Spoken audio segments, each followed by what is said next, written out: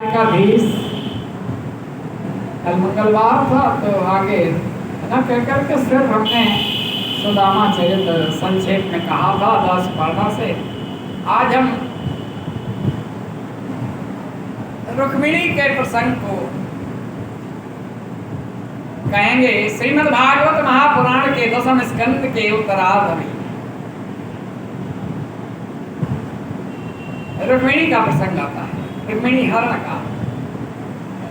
और रुक्मिणी साक्षात लक्ष्मी है। और लक्ष्मीपति माधव लक्ष्मी को ही प्राप्त करते। जैसे कि बताया, जब समुद्र मंथन हुआ तो महालक्ष्मी रत्न के रूप में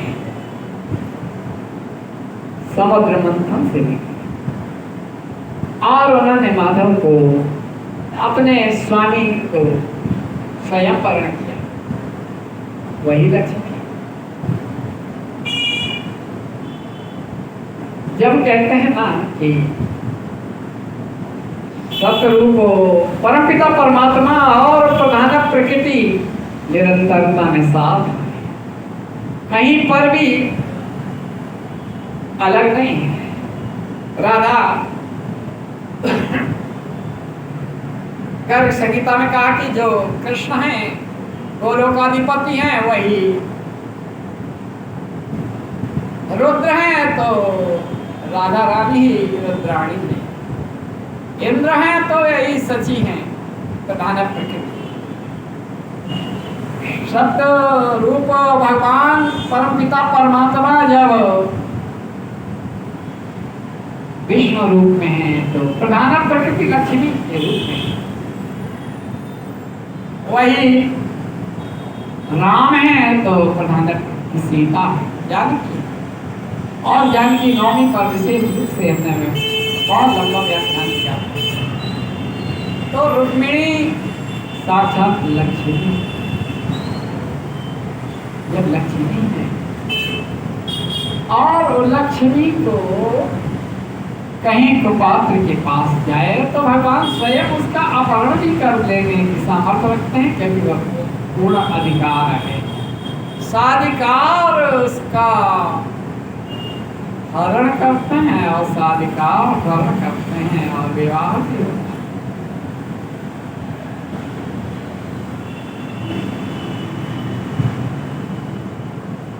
द्वारिकाधीश जब कालियवन और जरासंध से युद्ध करते भगवान रणछोड़ हो गए। और रणछोड़ के बाद उन्होंने द्वारिकाधीश हो गए। द्वारिकाधीश भगवान श्री कृष्ण विदर्भ राज्य की राजधानी पंढरपुर है। क्षेत्रीय मत के अनुसार माना जाता है कि पांचाल राज्य यहाँ से उत्तर दिशा में है और ईशान दिशा में कान्यकुब्ज है राज्य।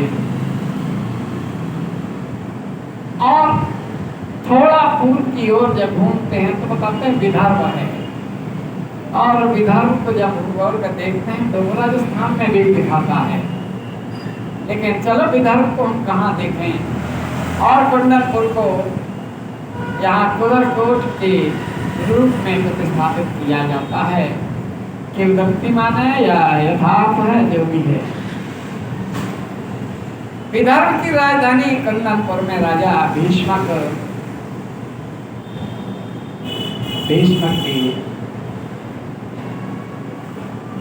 5 पुत्र थे। सबसे बड़ा पुत्र रुक्मी और बहन रुक्मिणी।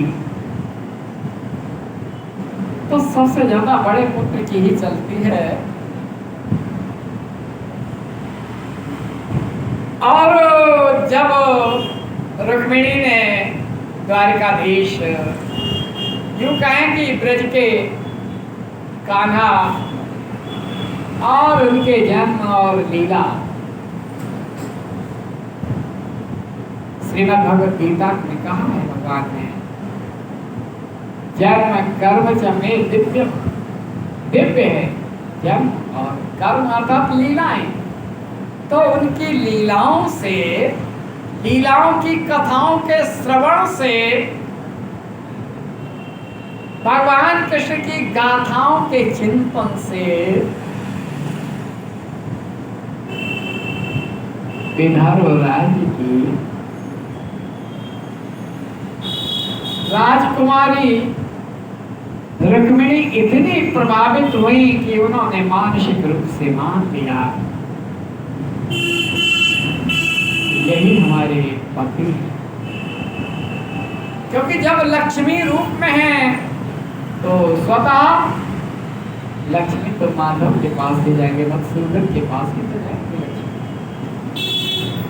बिल्कुल उसी तरह से हमने कहा ना कि जब सीता का स्वयंवर था, धनुष भंग करने की प्रतिज्ञा की थी राजा जनक ने, रावण आया और रावण ने धनुष को प्रणाम किया और जगत जननी आदि शक्ति सीता जी के दर्शन किए, मन ही मन में प्रणाम किया और जान गए कि आदि शक्ति प्रकट हो चुकी है, प्रकृति प्रकट हो चुकी है, निश्चित रूप में अवतार होगा, हो गया होगा। अब मिलन का अवसर है, हमारे उद्धार का अवसर है। एक जन्म यही मध्यकाल का जन्म है, क्योंकि जय विजय को 3 जन्मों के का शाप था, हिरण्यकश्यप और हिरण्याक्ष के रूप में उद्धार हो गया और यहाँ पर रावण और कुंभकर्ण के रूप में एक और जन्म होना है जो द्वापर में हुआ। शर्त थी कि प्रभु आप ही हमारा उद्धार करें, प्रत्येक जन्म भगवान को आना पड़ा। आज राम मान लिया, जब खरदूषण को मार दिया तो सुप्रेखा से कहा कि तुम वहां नहीं गए, खरदूषण से कहना चाहिए वो वहां रहते हैं। तो कहा तो था और वे लड़ने के लिए आए, लेकिन बड़े राजकुमार राम ने तो सबको कहा, काम तमाम कर दिया, मैं देखती रही और उनकी लाशें गिरती गई, सेना समाप्त हो गई। तो रावण ने फिर एक बार स्मरण हुआ या खरदूषण को बलवंता कि नहीं तुम्हारा है फिर भगवत। बस उसी तरह से मन जाए राज्यों मिले सो वर्ष है सुंदर सावरो। भगवान का मन में चिंतन जानकी ने किया। एक घटनाक्रम है, लेकिन वास्तव में जो जिसके लिए है वो उसी को प्राप्त होती है। आज बड़े भाई रुक्मी ने शिशुपाल के साथ विवाह तय कर दिया। बारात आएगी, मानसिक रूप से रुक्मिणी तय कर चुकी है कि हमें द्वारिकाधीश भगवान श्री कृष्ण को ही पति के रूप में प्राप्त करना है। आइए विराजिएगा। हमने बताया था कि आज हम रुक्मिणी के चरित्र पर, प्रसंग पर कथा कहेंगे और कल नरसिंह चतुर्दशी है तो प्रहलाद चरित्र पर व्याख्यान होगा। नरसिंह अवतार और गौतम बुद्ध के अवतार पर भी विचार करते हुए फिर विराम हो जाएगा कल। देखें, रुक्मिणी के मन में सोचा कि हमें क्यों सोचा, क्योंकि जो जिसके लिए होता वो वही संयोग बनता है। कहा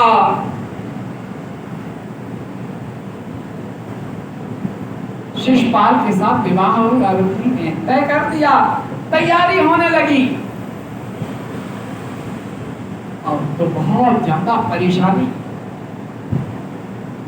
मैं वर्ण कर चुकी हूँ भगवान का, बिल्कुल उसी तरह से जैसे बाद में मीराबाई ने भी कहा, मेरे तक गिरधर कृपाल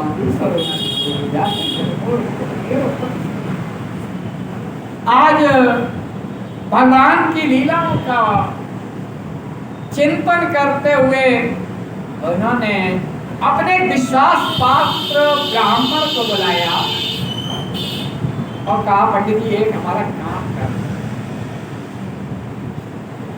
सिर्फ एक काम कर दो,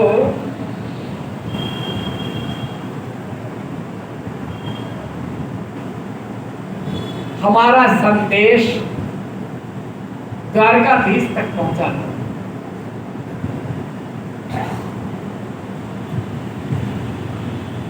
और अपना संदेश सुना दिया। पंडित जी बड़े विश्वास पात्र थे, सीधे सीधे द्वारिका पहुंचे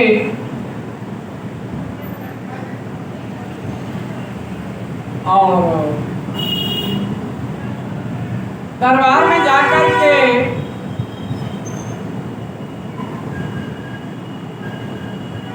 उन्होंने दरबार में जाकर के निवेदन किया, द्वारकाधीश से निवेदन किया कि हम विदर्भ राज्य की राजधानी कुंडनपुर से आए हैं और वहां की राजकुमारी रुक्मिणी का संदेश लेकर के आए हैं। पंडित जी ने द्वारकाधीश से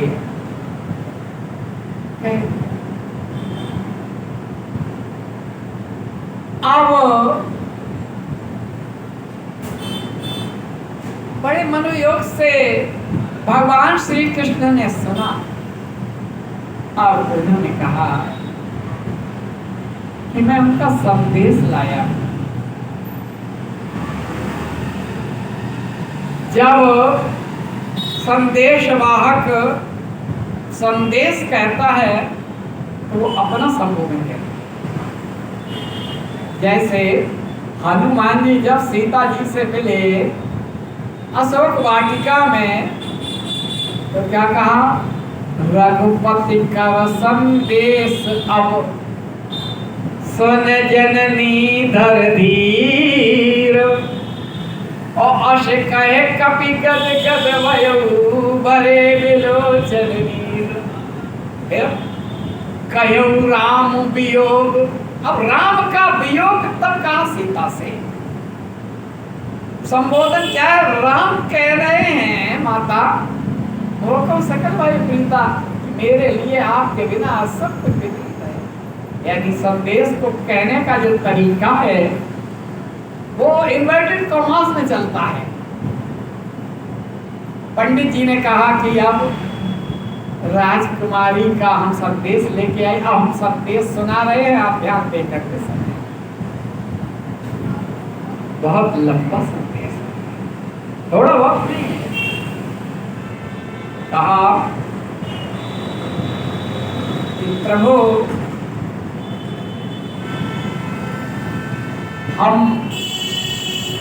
मैं आपके लीलाओं आपके गुणों से बहुत प्रभावित हूँ और मैं मानसिक रूप से आपको अपना पति मानती हूँ। आप अजन्मा है, निर्विकार है, निर्गुण है। बहुत कुछ जो वेदांत में परिभाषित किया गया है, परमपिता परमात्मा को, परमेश्वर को, वह सब कुछ रुक्मिणी के संदेश में पंडित जी सुना रहे हैं। स्वयं भगवान मुस्कुराए। उन्होंने कहा कि मैं, मेरे भाई रुक्मी शिशुपाल से मेरा विवाह कराना चाहते हैं और मैं इस विवाह को कभी स्वीकार नहीं कर सकती।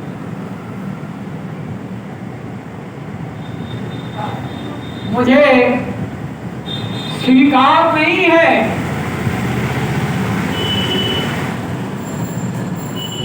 किसी भी रूप में स्वीकार नहीं है शिशुपाल के साथ विवाह करना। और 2 दिन में विवाह होना है,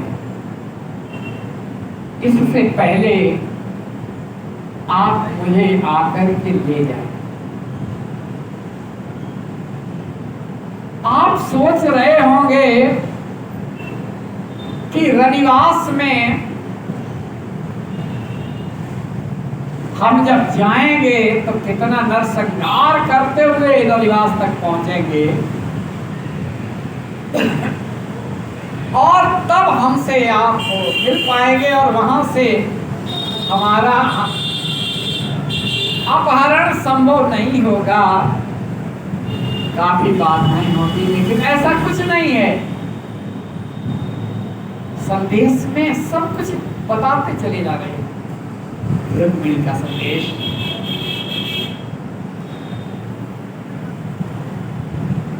विवाह से 1 दिन पहले हमारी कुल रीत के अनुसार कुल देवी की यात्रा निकलती गाजे बाजे के साथ पूरे कुंदनपुर में। और उस शोभा यात्रा के बाद विभिन्न सखियों के साथ गौरी पूजन का विधान है। गौरी पूजन का विधान है। अब थोड़ी देर के लिए गौरी पूजन का विधान, हाँ गौरी पूजन का,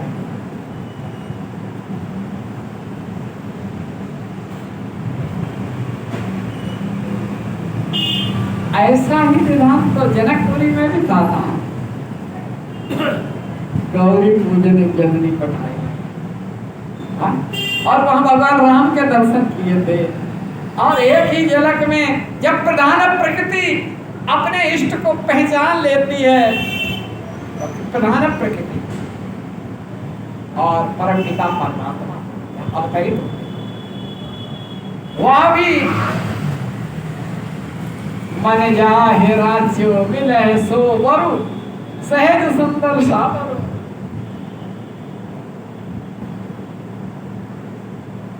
भगवान की आराधना, देवी की आराधना, गौरी पूजन। तो संदेश में कहा कि मैं सखियों के साथ गौरी पूजन के लिए आऊंगी। नगर के बाहर दुर्गा मंदिर है, गौरी मंदिर है, और वहां पर गौरी पूजन के लिए हम आएंगे और वहां आप आ जाएं और हमें ले जाएं। पूरी योजना संदेश में, और आप अगर नहीं आए तो मैं हरगिज शिशुपाल के साथ विवाद नहीं करूंगी और मैं योग के द्वारा अपने दाह कर लूंगी। सती की तरह से तेरी इच्छा न योग अगिम बन जा रहा, भयो दक्ष मखा हाहाकारा, मैं नष्ट हो जाऊंगी, लेकिन हरगिज विवाह नहीं करूंगी शिशुपाल से। बड़ा भाई हमारा इस पक्ष में है, जिसकी तैयारी चल रही है। एक विद्रोह, जबकि भीष्म बड़े सख्त थे, वे पुत्री के प्रति बड़ा स्नेह था, पुत्री की भावना को समझते थे, लेकिन बड़े पुत्र रुक्मी के प्रभाव के आगे कौन थे।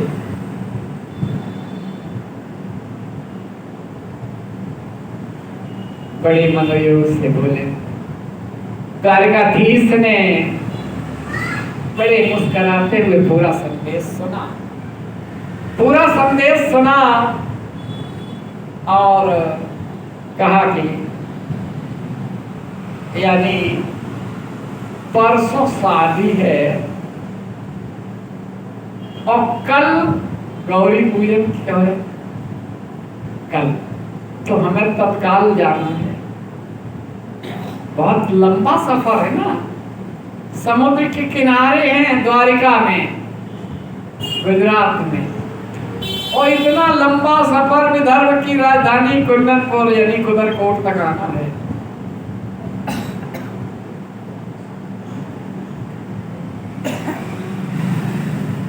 पंडित जी से कहा कि आप मेरे साथ चलो।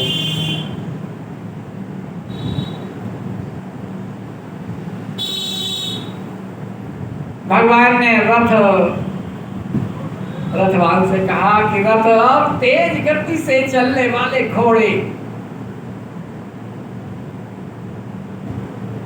बिल्कुल जो तूफान की तरह आप तेज गति से चलने वाले घोड़े,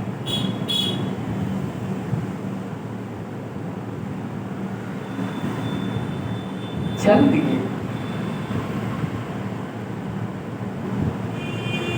चल दिए।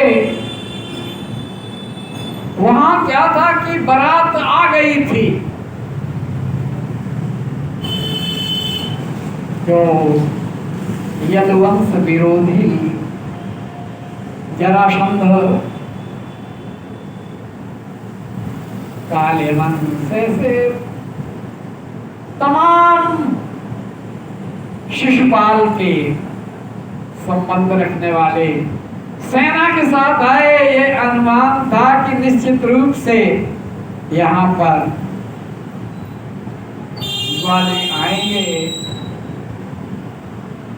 कृष्ण आएंगे और रुक्मिणी को अपहरण करके ले जाएंगे, हमें तैयारी रखनी है।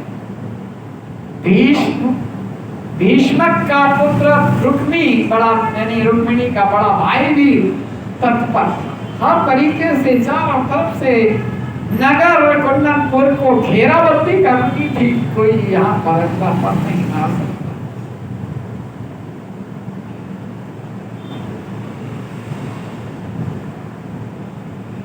भगवान श्री कृष्ण पंडित जी का हाथ पकड़ा, पार्वत पे पहले बैठो, चलो मेरे साथ चलो। क्यों भौगोलिक स्थिति का नहीं पता रहे कि कहाँ पर गौरी मंदिर है, किधर को हमें चलना है, कहाँ हमारी प्रतीक्षा होगी। जो संदेश वाहक आया उसे साथ लेके चल रहे हैं। बलभद्र को पता चला, बड़े भैया राम को पता चला कोई गड़बड़ है।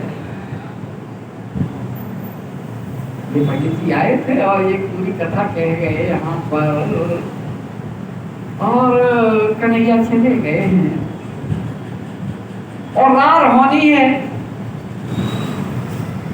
जहां विरोधी सेनाएं हैं और वहां पर तो गड़बड़ होनी ही है, निश्चित रूप से रार होगी। अब जब रुक्मिणी को लेकर के आएंगे और फिर लड़ाई भी लड़ेंगे, दो काम नहीं हो सकते। चलो हम खुद चल रहे हैं, तो एक लंबी चौड़ी फौज को लेकर के बलभद्र भी पीछे पीछे चल दिए, क्योंकि कोई अनर्थ हो तो हम मुकाबला तो कर सकें।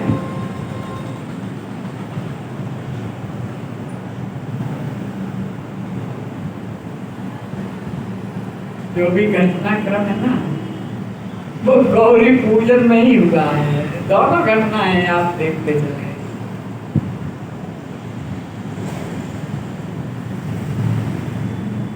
चाहे जनकपुर की हो या कुंदनपुर की।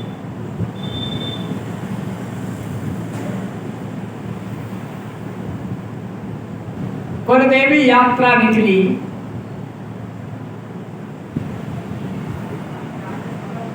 कुलदेवी यात्रा में भीष्म को उनके पुत्र शिशुपाल और सभी लोगों आगे एक तरीके से कहें कि वह प्रदर्शन होता है, शोभा यात्रा कुल परंपरा के अनुसार। और जब वह शोभा यात्रा संपन्न हुई, फिर गौरी पूजन को लिए केवल 3 सखी सामने आई हैं, 3 सखियों के साथ गई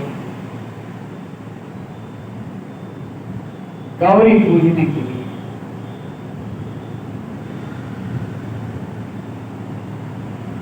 बड़ी लालायत हैं कि मेरे कन्हैया आ रहे होंगे, लेकिन अब बहुत समय हो गया। चारों ओर सैनिक हैं, पूरी नगर की घेराबंदी है, कहीं कुछ गड़बड़ ना हो जाए। अब अनिष्ट की आशंका, अनिष्ट की आशंका कहां होती है मालूम है? जहां प्रियता है वही अनिष्ट की आशंका। जिससे प्रेम होता है, ये कहा कि अमुक हम कितने बजे आ जाएंगे, और टाइम ज्यादा जब हो जाता है तो घर वाले खुद अनिष्ट की आशंका करते हैं। प्रिय होते हुए भी कि क्या हुआ, वो गाड़ी कोई एक्सीडेंट ना हो गया हो, क्या हुआ, कहाँ है, बार बार फोन करे और फोन भाई साहब फोन ना मिले, तब और आशंका बढ़ती है, अनिष्ट की आशंका। आज हमारे स्वामी कन्हैया द्वारकाधीश आ रहे हैं हमें लेने के लिए, और अब तक नहीं आए, क्या हुआ होगा? हो सकता है कि नगर में जो सेना लगी है ना, उन्हें रोक लिया हो, संघर्ष करना पड़ रहा। लेकिन कन्हैया है जिन्होंने, जिनकी लीलाएं, जिनकी गाथाएं हमने सुनी हैं, उन्हें कोई बाधा रोक नहीं सकती, परमपिता परमात्मा। अब अनिष्ट की आशंका भी होता है, और खुद अपने आप उसका निराकरण भी होता है, स्वयं प्रश्न होते हैं, स्वयं उत्तर भी मिल जाता है। कोई दूसरा नहीं, ऐसा हुआ होगा, ऐसा नहीं हुआ होगा, वो ऐसा अपने मन से ही सब कुछ बातें करें। और अब हम लौट करके महल में नहीं जाएंगे। अगर नहीं आए द्वारिकाधीश तो यहाँ पर गौरी पूजन में ही अपनी बलि दे देंगे, लेकिन लौट कर नहीं जाएंगे, क्योंकि लौट के जाने का मतलब है कि शिशुपाल से विवाह करना, जिसकी बारात आ चुकी है।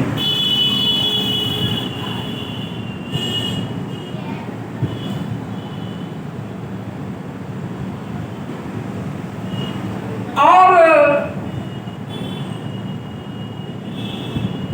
गौरी के मंदिर में स्तुति करते हैं,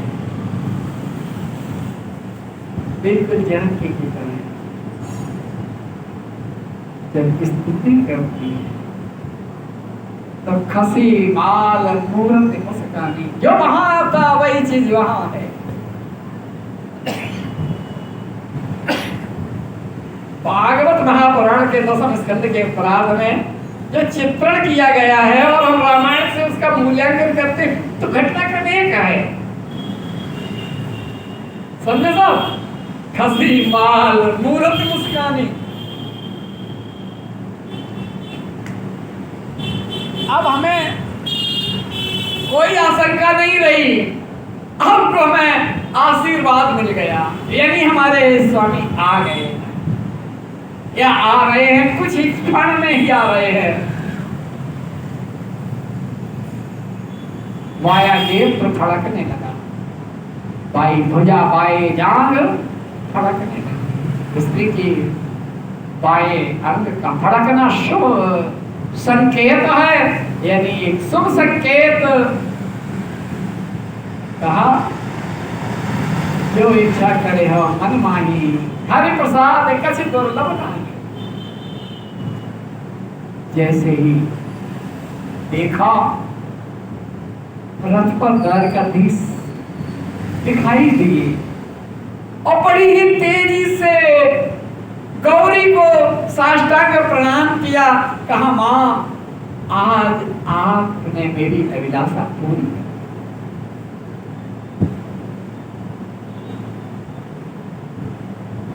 आपका आशीर्वाद आज सफल हो गया।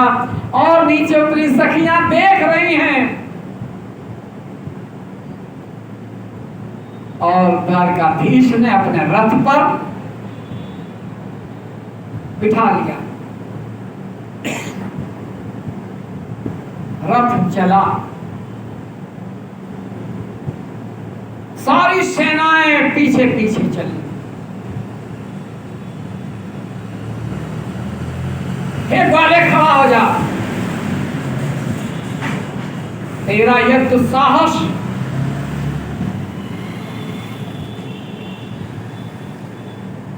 विदर्भ राजकुमारी का इस तरह सरेआम अपहरण।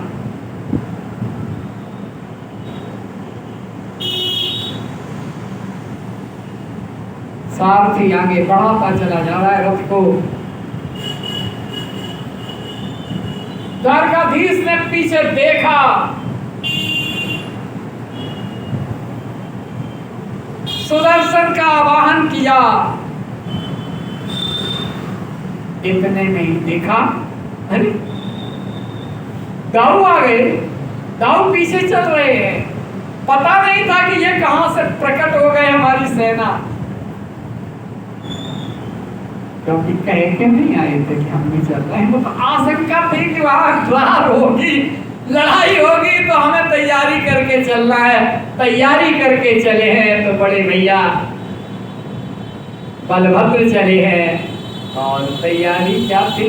भगवान द्वारकाधीश की तैयारी तो थी रुक्मिणी को लाने, लेकिन द्वार में सामना करने की सामर्थ्य समेटे हुए हलधर हल और मूसल के हथियार से लेकर के चल रहे हैं हमारे बड़े भैया। कितनी ही सेनाओं को अपने पराक्रम से बलभद्र ने जीत लिया।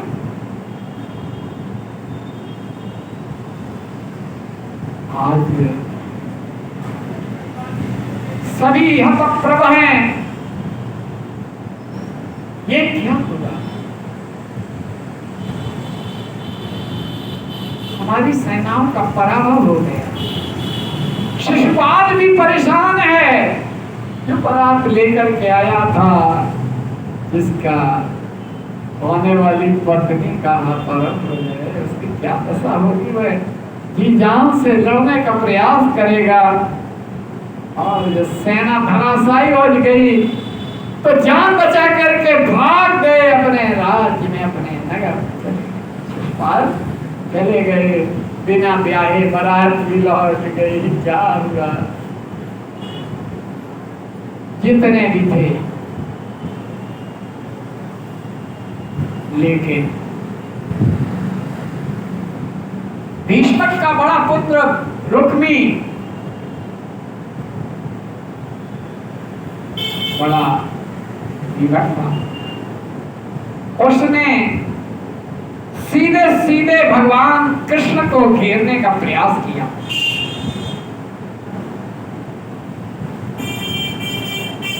आगे पहुंच गया और कहा, ये ग्वाले, तेरी इतनी हिम्मत मेरी बहन रुक्मिणी का अपहरण करके ले रहा है। आज मैं तेरा वध करूंगा, मैं तुझे सलाह दूंगा मौत की नींद, और अपनी बहन को वापस ले जाऊंगा। शिशुपाल से उसका विवाह होना है।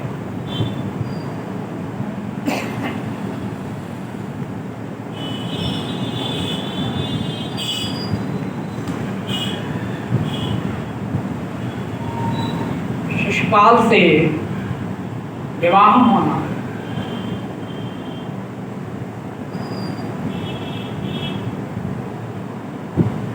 भगवान ने उसका वध कर देना चाहा, पूरी तरह से पराजित किया, और जब वह रथ से कूद करके भगवान कृष्ण के रथ पर चढ़ने लगा, तो भगवान कृष्ण ने एक लात मारी, वह गिर पड़ा। रुक्मिणी ने अपने प्रभु के पैर पकड़ लिए, स्वामी भाई को आप मारे, जीवन दान दे दें, किसी भी तरह से बहन अपनी भाई का अंत नहीं दे सकती।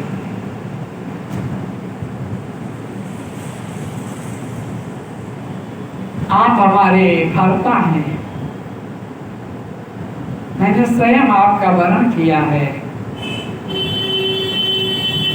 और मैं नहीं चाहती कि मेरे भाई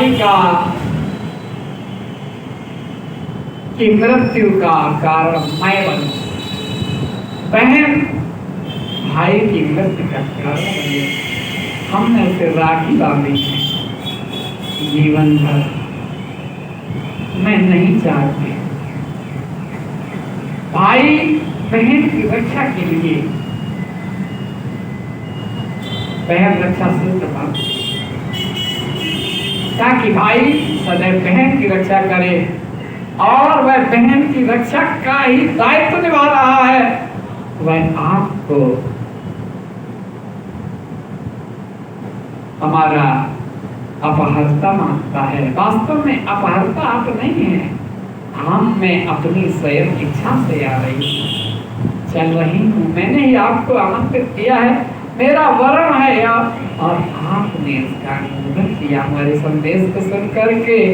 लेकिन मेरा भाई भी मेरी रक्षा के निमित्त आपसे भिन्न है, उसे जीवन दान देने प्रभु मारे हैं।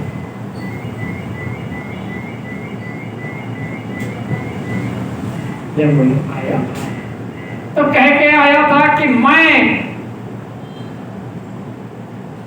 कृष्ण का अंत करके बहन को लेकर के आऊंगा, नहीं तो मैं विदर्भ राजधानी कुंदनपुर में नहीं जाऊंगा। इतनी बड़ी प्रतिज्ञा करके आया है रुक्मी की प्रतिज्ञा सहज नहीं है। तो कहा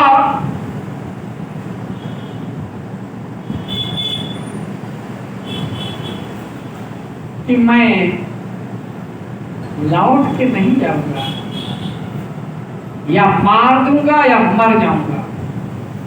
लेकिन बहन कह रही है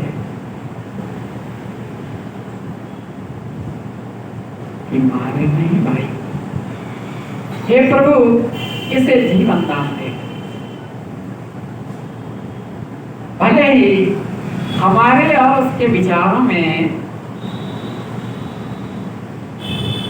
विपरीत अंतर है, लेकिन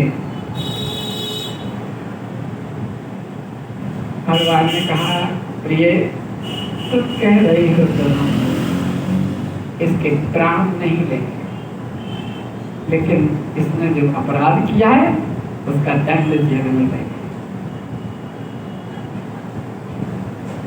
उन्होंने स्वयं रुक्मिणी के दुपट्टे से उसके हाथ पैर बांधे।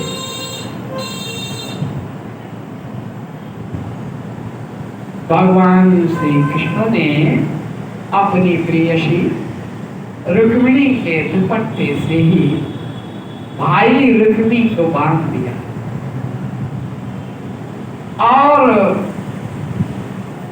हाथ से बाल पकड़ के उखाड़ लिए। यदा कदा बाल भी उखड़े हुए थे, कुरूप बना दिया, कुरूप बना दिया और डाल दिया रास्ते में। और पीछे पीछे आ रहे बलभद्र। दाऊ ने कहा, कन्हैया ये क्या किया तुमने? ये तो तुम्हारा रिश्तेदार हुआ, रुक्मिणी का भाई है।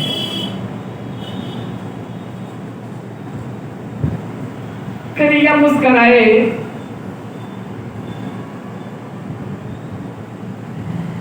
बलभद्र को दया आ गई। उन्होंने दुपट्टे से बांधा, जो बंधन था वो छोड़ दिया। रुक्मिणी पराजित होकर के फिर कुंदन को नहीं गया, बल्कि उसने अपना उसी जगह पर साम्राज्य स्थापित। रुक्मिणी भीष्म के उत्तराधिकारी और पुत्र बने हैं, लेकिन भीष्म तो रुक्मिणी फिर वहां नहीं गया, वहीं कुरूप हो करके साम्राज्य स्थापित।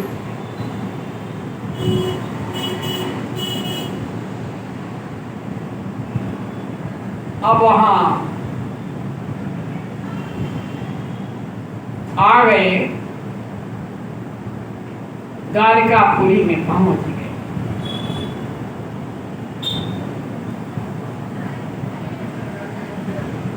और बता दें कि ये पहला विवाह है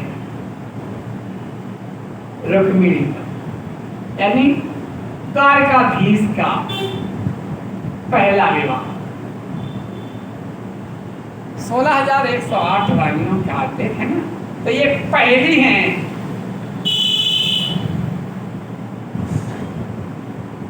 रुक्मिणी, ये रुक्मिणी द्वादशी का उल्लेख है ना, तो रुक्मिणी का प्रसंग कहना आवश्यक था।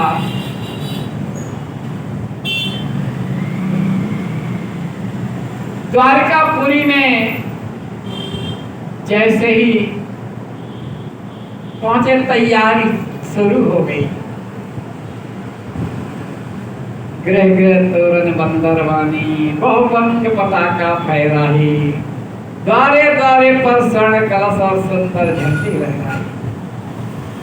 द्वारिका में पूरा नगर आज आह्लादित है, द्वारिकाधीश का विवाह होगा।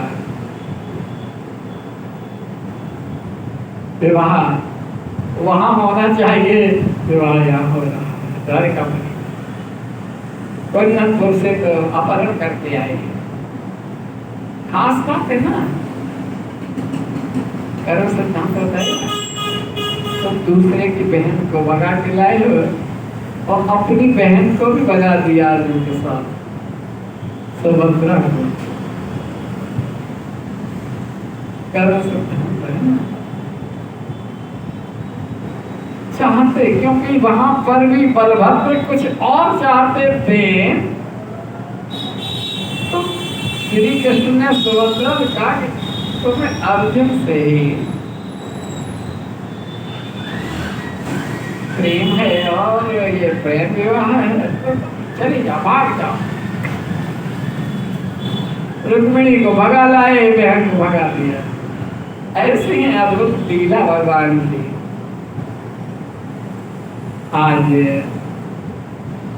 द्वारिकापुरी में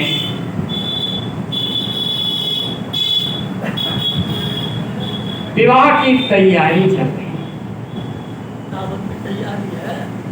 रुक्मिणी के विवाह का पूरा द्वारिका नगर विशेष रूप से सजाया गया है।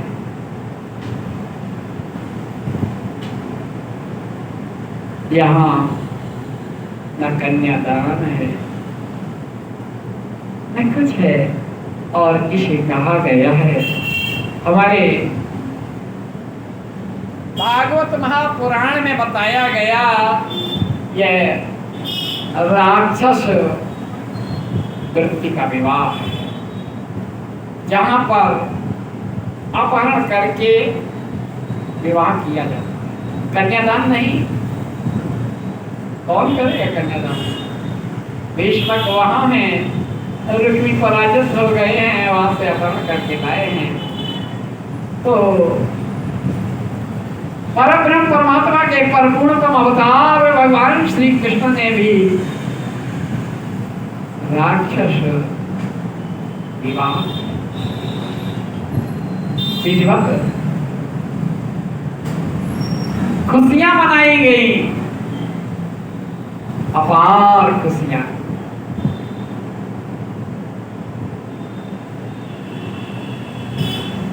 विवाह हो गया और भगवान भोलेनाथ ने जब समाधि भंग होने पर सती के रहने पर समाधि में आ गए थे और कामदेव को भस्म कर दिया था, तो रति को आदेश दिया था कि द्वापर में यदुवंश में कृष्ण के पुत्र के रूप में कामदेव अवतरित होंगे, तब तुम उन्हें प्राप्त करोगे। तो रुक्मिणी के गर्भ से ही प्रद्युम्न का अवतार, जो काम के अवतार है। रुक्मिणी का विवाह, एक राजा हुए हैं प्रवास सत्राजित,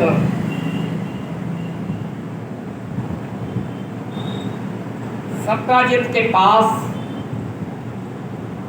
समय तक मणि है, मणि है, और वह मणि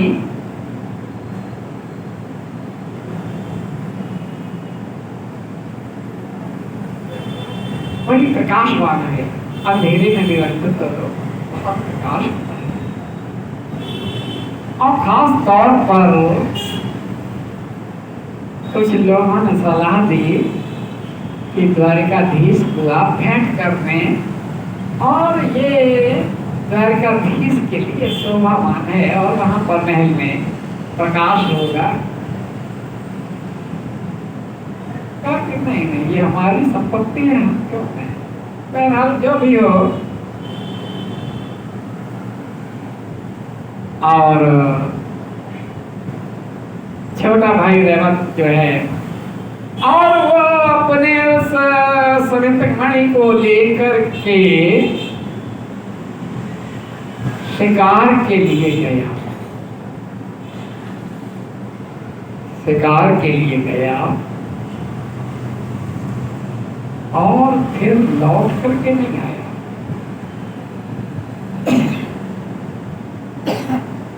आशंका सीधे सीधे कि हमसे लोगों ने कहा था ना कि ये मणि तो द्वारिकाधीश के पास होनी चाहिए,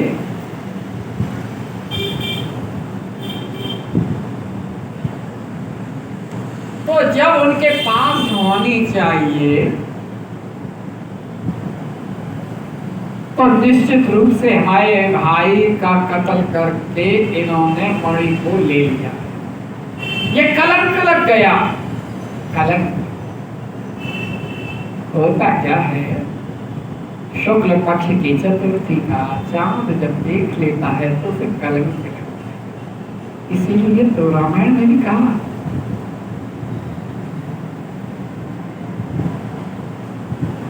पर नारद साईं सजा चौथ सपना स्वयं मंदोदरी ने कहा था रावण से तो आपन चाहो कल्याण। तो ये चौथ की चंद्रमा की तरह छोड़ देना चाहिए, त्याग करना चाहिए और कलंक है। अब ये बहुत बड़ा कलंक लग गया द्वारकाधीश पर।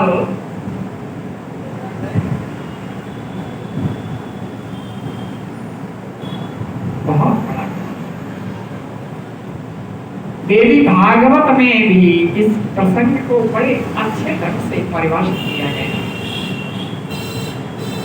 स्वयं भगवान ने कहा कि अब इस कलंक को मिटाना है। कलंक को मिटाने के लिए हमें वस्तु स्थिति का निरीक्षण भी तो करना पड़ेगा ना। क्या हुआ, हम पर कलंक आया कि हमने मार दिया और हमने ले लिया। अरे वो गया कहाँ?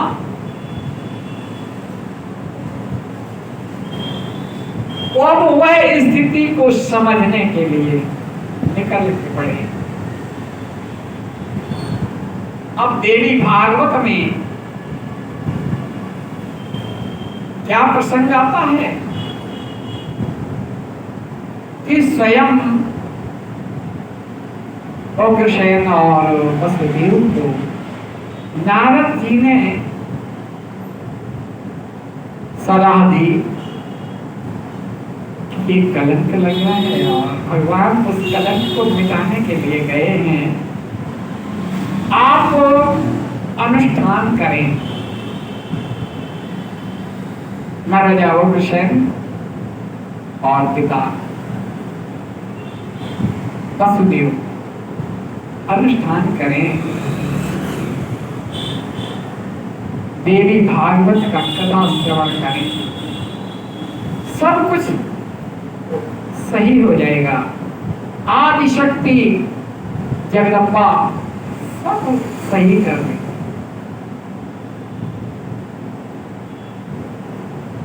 तो वहां पर देवी भागवत का अनुष्ठान किया गया। ऐसा देवी भागवत में है। श्रीमद् भागवत महापुराण में इस संदर्भ में सिर्फ ये कहा कि कलंक मिटाने का प्रयास। कहाँ गए? घोड़े पर चढ़ करके गए तो घोड़े की टांग के चिन्ह कहाँ तक हैं?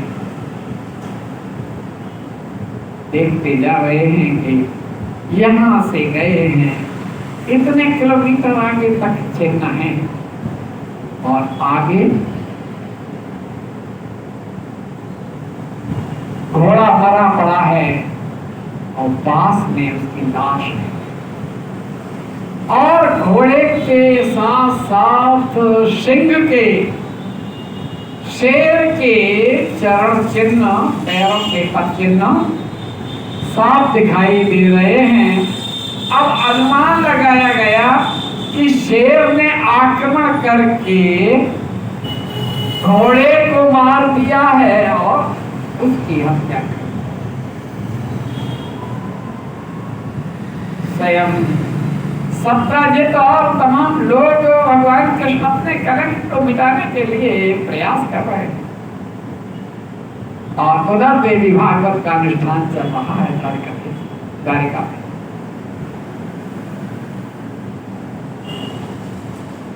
वहां पर आगे देखा सिंह के तो निशान हैं लेकिन शेर मरा पड़ा है। यानी मणि लेकर के सिंह आगे चला होगा मुंह में दबा करके और फिर उस पर आक्रमण हुआ तो देखा रीछ के पद चिन्ह छपे हुए हैं नीचे मिट्टी में और सिंह के यानी सिंह और वृक्ष के बीच में संघर्ष हुआ और शेर मारा गया।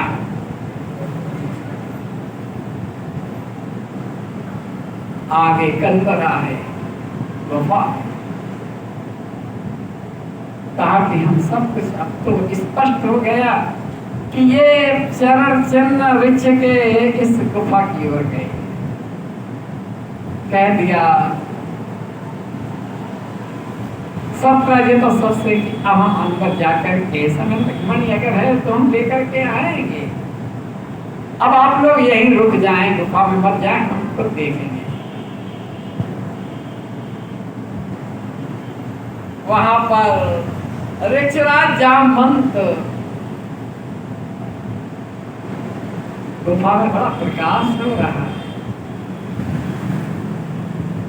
उसकी पुत्री युवा पुत्री जामवती उस समय तक मणि से खेल रही है।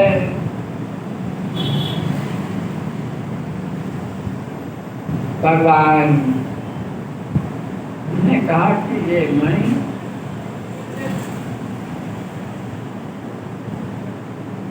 ये वही मणि है जिसका कलंक हम पर लगा है। कहा कि ये हमें दे दो। नहीं पहचान पाए जामवंत कि वे वही राम हैं,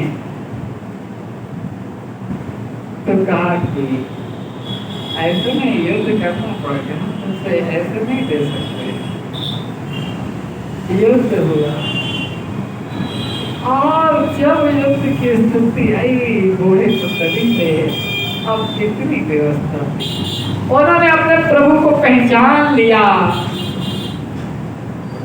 प्रभु आपका ये नया अवतार है, पर पुरुष अवतार है।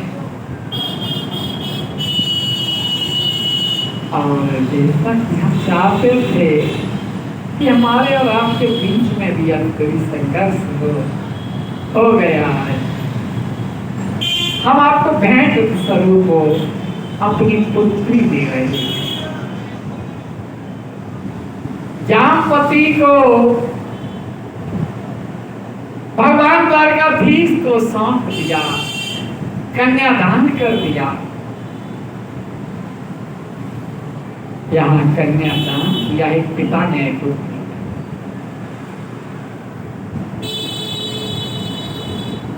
और सर्वथा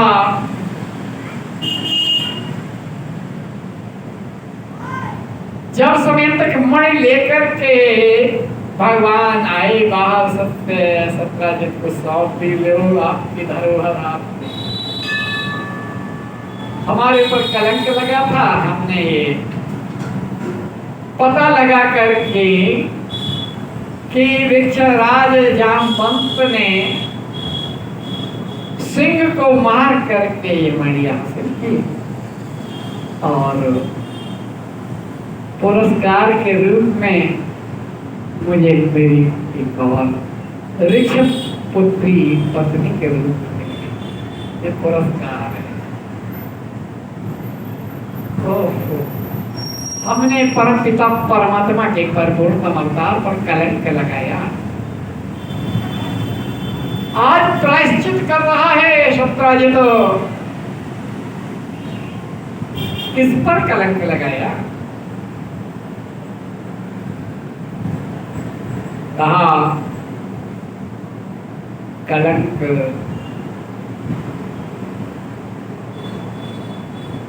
हमसे जो कहा गया कि द्वारकाधीश चाहते थे मणि मेरे पास रहे, तुम कलंक लगा दिया, और मुझसे जो अपराध हुआ है इस अपराध का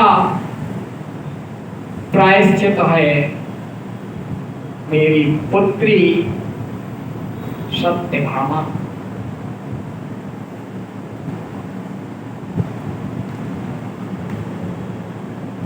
हे प्रभु, हे द्वारकाधीश,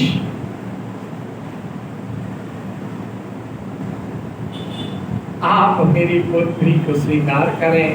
मेरे जो प्रायश्चित रूप में अपनी पुत्री का दान कर रहा हूं, कन्यादान कर रहा हूं, लेकिन यहाँ पर विधिवत विवाह हुआ है, जहाँ सत्यजित ने कन्यादान किया है। सत्यभामा आज उत्सव मनाया जा रहा है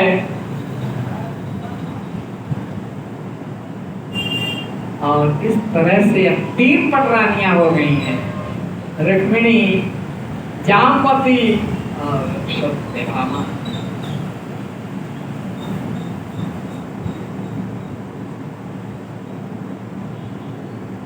क्रमशः कालिंदी को भी स्वीकार किया, यमुना को भी, क्रमशः 8 रानी। अब देखें भामासुर की बात, जहां रुक्मिणी का भी भगवान के साथ संवाद हुआ है।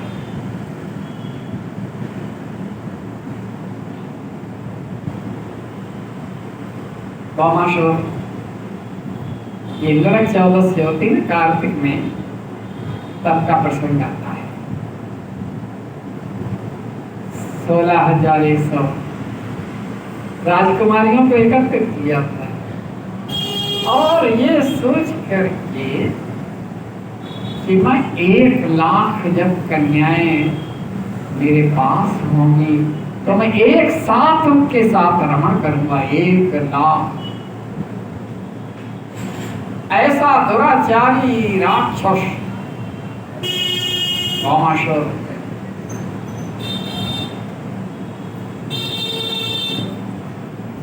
कहते हैं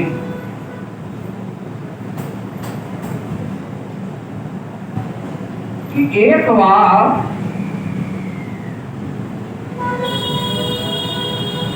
नारद जी श्रीमद् भागवत महापुराण के 10वें स्कंद से ही कथा कह रहे हैं। एक बार नारद जी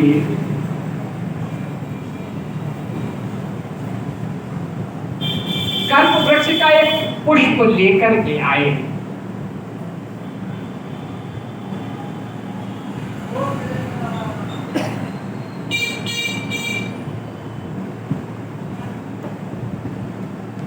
एक पुष्प लेकर के जब आए और उन्होंने द्वारकाधीश को सप्रेम भेंट किया। कल्प वृक्ष का पुष्प, फूल, और उन्होंने अपनी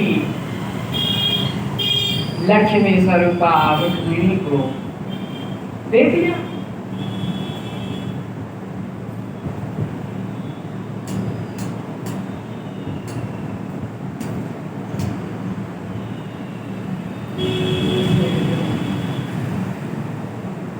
तो जब उन्हें दे दिया पुष्प,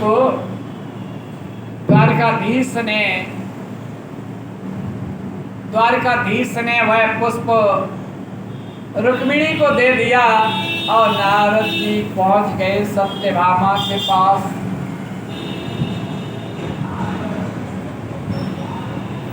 आपको नहीं दिया, हमने कन्हैया को, हमने अपने इष्ट श्री कृष्ण को कल्प वृक्ष का पुष्प भेंट किया था। कैसा था वो, आपको दिया होगा। सत्यभामा ने कहा कि हमें नहीं दिया। अब एक विद्वेष की भावना पैदा करने का प्रयास, तुम्हें मालूम है द्वारकाधीश रुक्मिणी को ज्यादा चाहते हैं, आपको कम चाहते हैं, इसीलिए हमने जो उन्हें भेंट किया वो रुक्मिणी को दे दिया।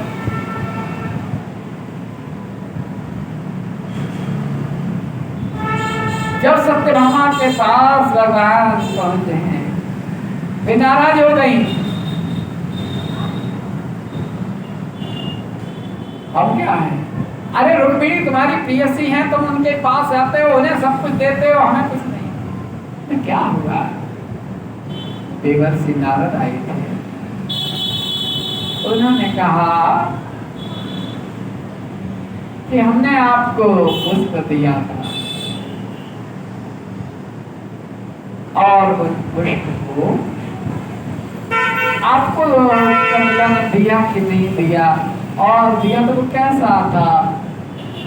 तो हमने कहा हमें नहीं दिया। अब ये बताओ कि वो हमें मिलना चाहिए कि उन्हें? अब तो बड़ी विषम स्थिति हो गई। भगवान ने कहा देखो ऐसा है, रुक्मिणी को तो हमने वो पुष्प भेंट जो किया नारद ने, वो हमने उन्हें दे दिया। अरे तुम्हारे लिए तो हम पूरा कल्प वृक्ष ले आएंगे, पारिजात वृक्ष, और हम महल में आपके भवन के सामने उसे रोप देंगे। कहाँ रोप देंगे? सत्यभामा के भवन के सामने रोप, ताकि उसका साथ। चलो तैयार हो जाओ और चलना है। कहाँ? इंद्रलोक में चलना है, पारिजात वहां से लाना है ना, कल्प वृक्ष पारिजात।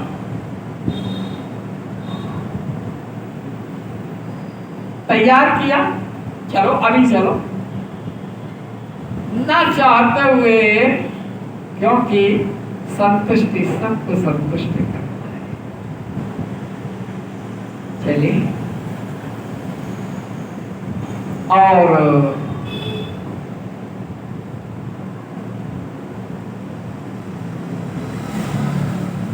गरुड़ देव का आवाहन किया। गरुड़ प्रकट हुए, गरुड़ पर आरूढ़ होकर के सत्यभामा और द्वारिकाधीश उड़ गए। इंद्रलोक जाना है। रास्ते में भौमासुर का साम्राज्य पड़ा, जहां पर स्त्रियों की चीत्कार की आवाज सुनाई दे रही है पूरी तरह से। प्रभु ये क्या है? कौन चिल्ला रहा है? कौन कातर ध्वनि में आवाज कर रहा है? ये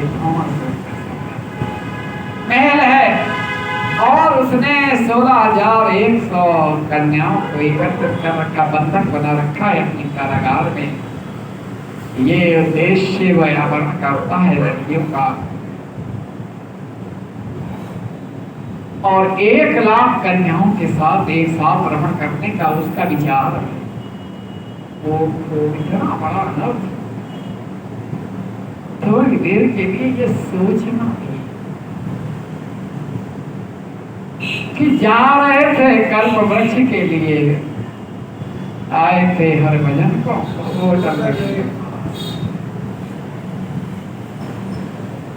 भौमासुर के सामने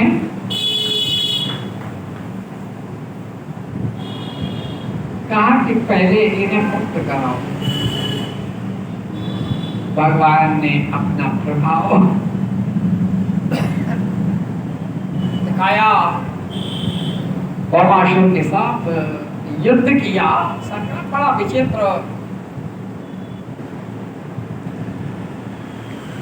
जहां परमपिता परमात्मा परिपूर्णतम रूप में अवतरित हुए हैं, तो कुछ भी संभव नहीं, कुछ भी असंभव नहीं है, सब संभव है।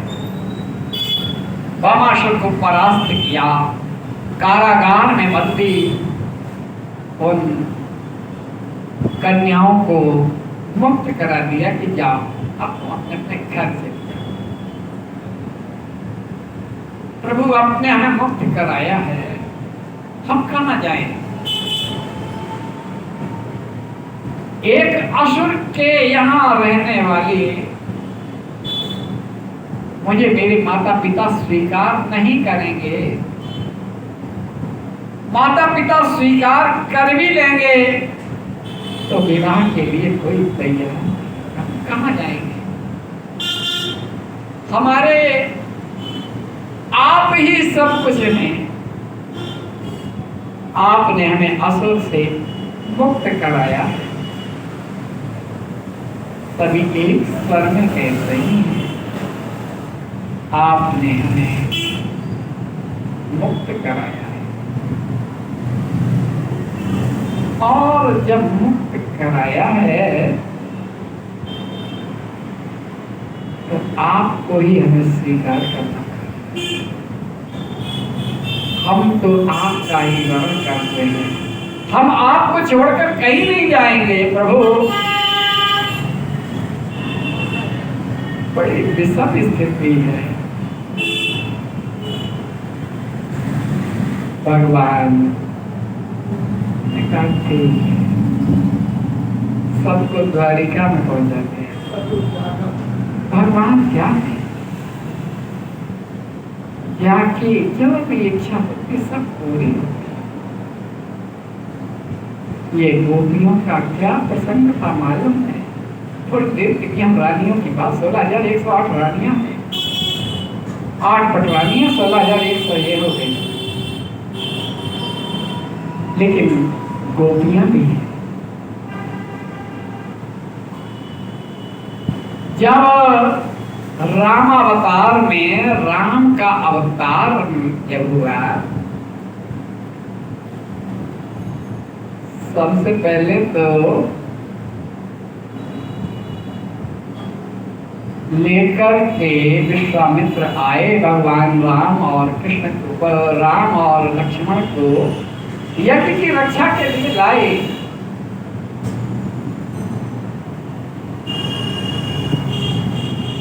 और सबसे पहले जब किसी नगर में गए वह जनकपुर।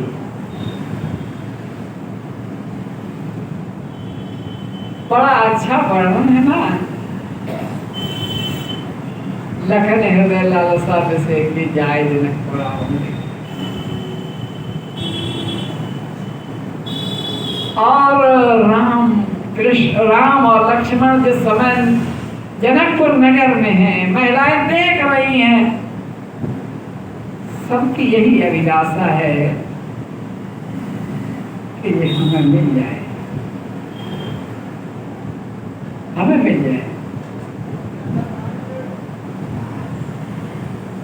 स्वतः वर्ण कर रही हैं जनकपुर की स्त्रियां।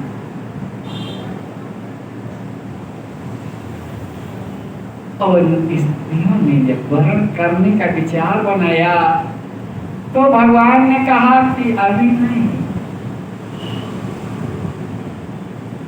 द्वापर में तुम गोपी बन करके आना, तब तुम मेरे साथ खेलोगे, महाराज होगे। तो जनकपुर की वो स्त्रियां भी द्वापर युग में गोपी बन करती हैं। विंध्याचल की ऋषि पत्नियां भी जिन्होंने अपने इष्ट को स्वीकार किया और मन में भावना बनाई, तो मेरी गोपी बनकर, उनसे भी कहा कि तुम गोपी बनकर के आना। और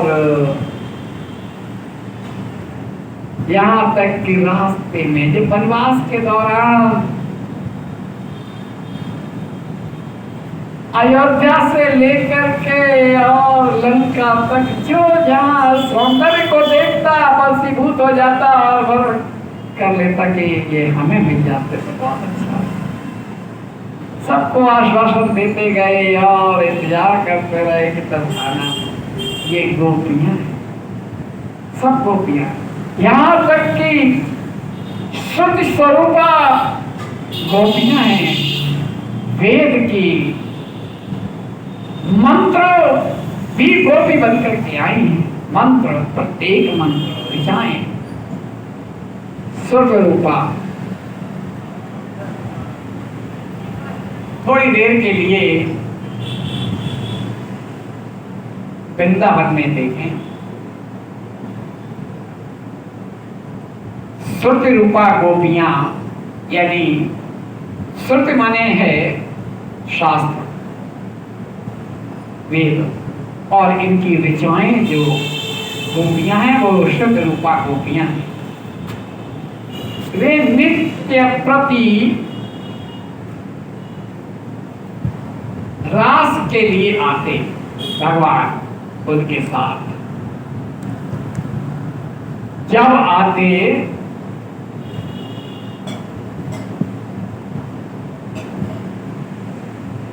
तो रास करते।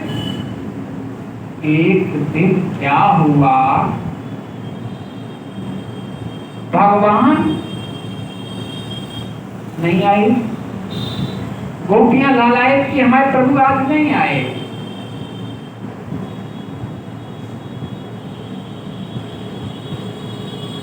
समय पर नहीं आए, बहुत देर में आए।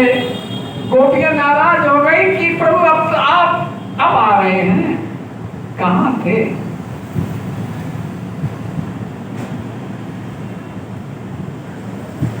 भगवान ने कहा हमारे गुरु जी आए हुए हैं भांडीर वन में। तो भांडीर वन वही भांडीर वन है जहाँ राधा रानी और का विवाह ब्रह्मा जी ने किया था। भांडीर वन में हमारे गुरु जी आए हुए हैं। हमारे गुरु जी तो आपके भी गुरु हैं कोई? दुर्वासा मेरे गुरु हैं।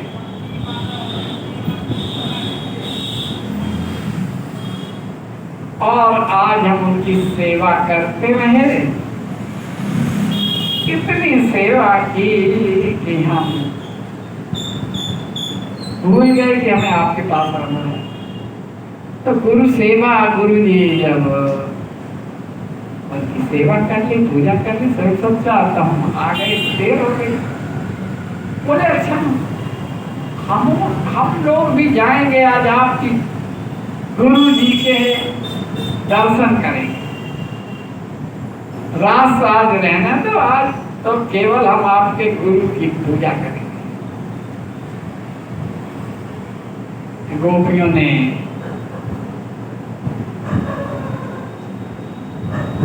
खूब भोग बनवाया, पकवान बनवाया, खूब बनवाया और लेकर के चल दी भांडीर वन की ओर। एक बात पूछी मैंने प्रभु आपसे कि रास्ते में यमुना मैया पड़े हैं, हम पार कैसे करेंगे? इतना सामान और सब कुछ बोलो तो है ना, अंदर घुस के और जाने कितनी गहरी है, रास्ता कैसे? ऐसा करना, तुम लोग यमुना के तट पर खड़े होकर के कहना मेरे प्रभु कृष्ण कन्हैया आजन्म ब्रह्मचारी हैं, आजन्म ब्रह्मचारी हैं, कभी किसी स्त्री के संदर्भ में मन में भी दुर्विचार नहीं आए। रमण करने की तो बात ही अलग है। हे यमुना मैया हमें रास्ता दे दो। जब इस बात को सुना तो मैंने सोचा कि हम लोग रमण करने वाले, रास रचाने वाले आजन्म ब्रह्मचारी हैं। ठीक गए और यमुना के पास जब पहुंचे तट पर तो कहा यमुना मैया हमारे प्रभु कृष्ण कन्हैया आजन्म ब्रह्मचारी हैं, वासना मन वाणी और कर्म से कभी उन्हें आसक्त नहीं कर पाती है। वो कभी भी उन्होंने किसी स्त्री के स्पर्श भी नहीं किया। आप हमें रास्ता देंगे। इतना निवेदन करते ही यमुना की धार दो भागों में बट गई और रास्ता सामने हो गया और रास्ते से निकल गई। अद्भुत अद्भुत। चल ठीक, दुर्वासा विराजमान थे, परिक्रमा की, दुर्वासा की पूजन किया। सतरूपी गोपियां हैं। कहा कि हम आपका भोग लगाएंगे। तो उन्होंने कहा कि अच्छा ठीक है। सब लोग कि हम पहले ये बात नहीं, क्योंकि सब लोग अपनी शिक्षा पर उन्होंने मुंह खोल दिया और सब अपने अपने देते गए, खाते खिला दिया। जितना पकवान ले गए थे सब खा लिया।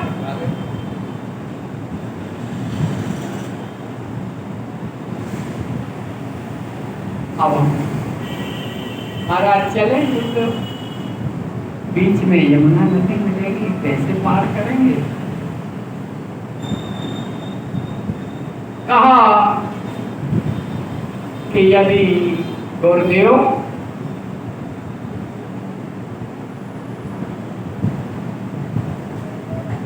आजन्म व्रती है, वो आजन्म ब्रह्मचारी थे, ये आजन्म व्रती है। अन्न का कण भी जिन्होंने कभी नहीं खाया, सर्वथा दूर्वा रस का ही पान करते हैं। दूर्वा रस का मतलब है दूब। दूब को निचोड़ करके उनका अर्क पीने वाला दुर्वासा हमें रास्ता दे दे प्रभु। माता ठीक, जैसे केला झूठे हैं वैसे गुरु झूठे। सब पकवान खा गए और आजन्म व्रती हैं। अन्न नहीं खाया और खा सब गए। क्या ये गूढ़ रहस्य? तो उन्होंने कहा, हे यमुना मैया, महर्षि दुर्वासा आजन्म व्रती हैं। उन्होंने कभी अन्न का एक कण भी नहीं भक्षण किया, केवल दूर्वा रस से ही अपना जीवन यापन करते हैं। आप हमें रास्ता दे दें। फिर रास्ता मिल गया, निकल आएंगे। बड़ा अद्भुत है, झूठे गुरु और झूठा चेला। वहां पर भगवान ने जो उपदेश किया वही सब कुछ है। कहा कि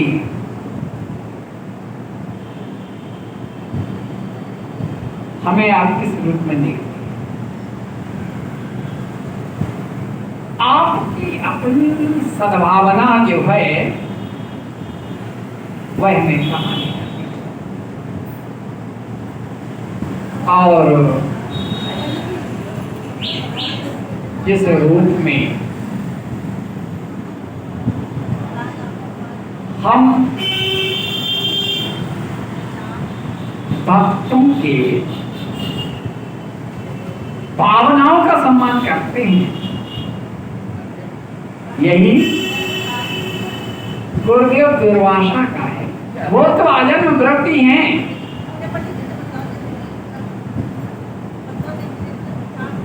तब सतरूपा लक्ष्मी, सतरूपा गोपियों की आंखें, जिस तरह से हम जब एकादशी व्रत रखते हैं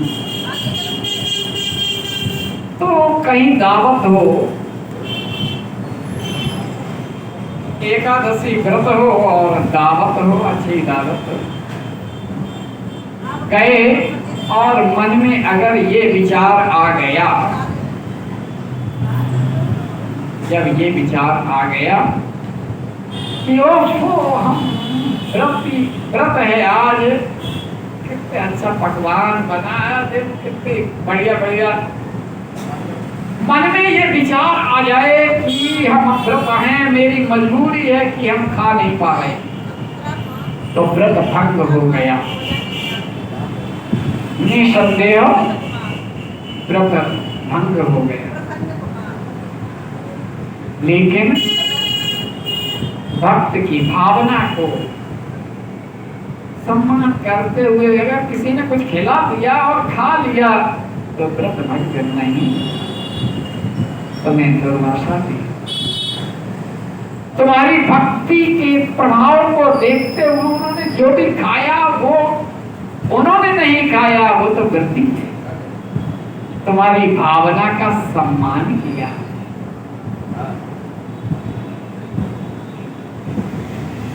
आप लोगों की भावनाओं का सम्मान किया। जो वो पकवान ले गए वो तुम्हारी दृष्टि में उन्होंने खा लिया और उन्होंने वास्तव में उससे भी कुछ। उसी तरह से हम ब्रह्मचारी हैं, हम वह अजन्मा हैं, निर्विकार हैं, तो विकार हमारे अंदर आ ही नहीं सकता। ये आप लोगों की अभिलाषा है, इसलिए मैं अनंत रूप धारण करके सबके साथ रह करने का पक्कन करता हूँ।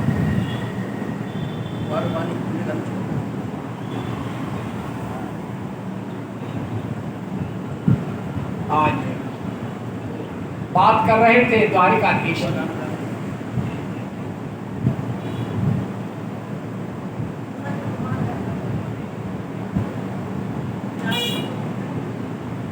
जब द्वारिकाधीश की बात हो, कौमाशर का वध करके 16,108 रानियों को लेकर के आए और फिर उन्होंने वहां जाकर के